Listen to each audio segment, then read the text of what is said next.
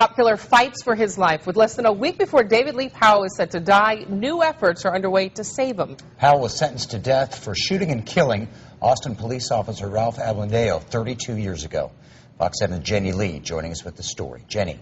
Mike and Loriana, Powell's attorney filed a motion late yesterday asking a judge to withdraw the execution date, which is this coming Tuesday. We just learned minutes ago that the judge denied that motion, so the Court of Criminal Appeals has the case now, and the attorney expects to hear something this week whether or not it will grant or deny a stay of execution. And Richard Burr says his client's 30 years of exemplary living on death row has made the prediction of Powell being a danger to society in the future unreliable.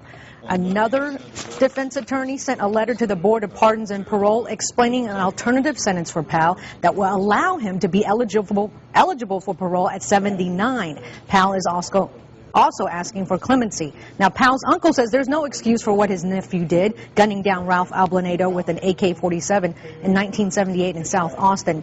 Clemens Struve says Powell deserves to live. His own son is a Texas state trooper, but the fallen officer's sister says Powell deserves to die. This man, when he murdered my brother, he tore me apart. He tore my family apart. And this man needs to pay. He needs to pay for what he did. And he's lived too long. He's had 3 juries sentence him to death. It's time. It's past time. If someone shot my son, I would not want the death penalty.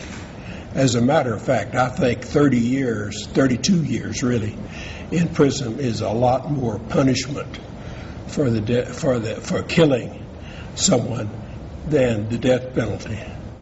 About 100 retired and active APD officers will be traveling to Huntsville to support the Ablaneo family, not to witness the execution.